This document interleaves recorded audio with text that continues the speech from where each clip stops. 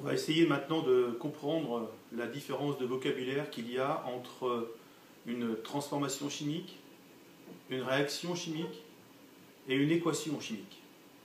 Une transformation chimique, c'est tout simplement ce qui se passe réellement dans le bécher.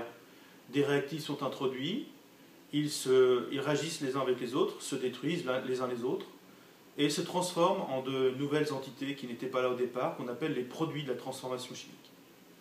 Donc ça, c'est ce qui se passe réellement dans le bécher, dans le saladier, si on fait de la cuisine chez soi, ça s'appelle une transformation chimique. Maintenant, le chimiste, pour essayer de rendre compte et d'expliquer ce qui se passe en réalité, a inventé un concept qui s'appelle la réaction chimique.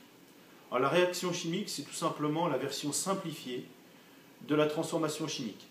Au cours d'une transformation chimique, vous avez des réactifs qui vont se transformer petit à petit et plusieurs transformations intermédiaires peuvent avoir lieu pour arriver au final à la formation des produits. Par exemple, quand on fabrique un gâteau, au départ on a les ingrédients, on a la farine, les œufs, et puis au milieu on va passer par une espèce de pâte jaunâtre, et puis après on va avoir cette pâte qui va se transformer et gonfler si on a introduit de la levure par exemple, et au final, après le passage au four, on a un gâteau.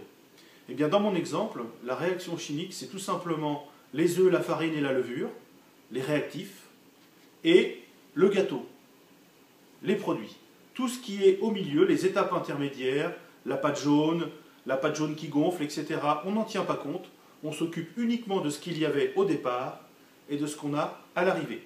Donc la réaction chimique, c'est tout simplement ne tenir compte que de l'état initial, les réactifs, et de l'état final, les produits.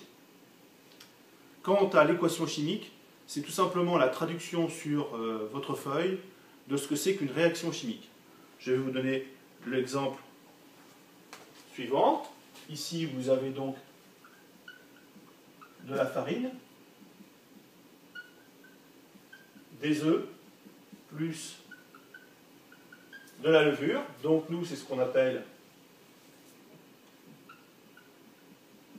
les réactifs.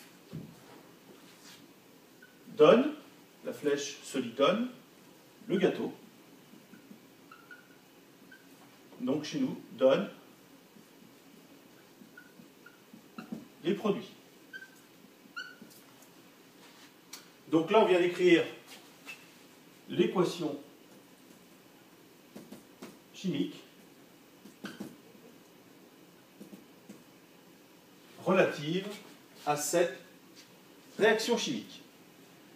Donc je répète, c'est la version simplifiée de la transformation chimique, limitée à, d'un côté, les réactifs, et de l'autre côté, les produits.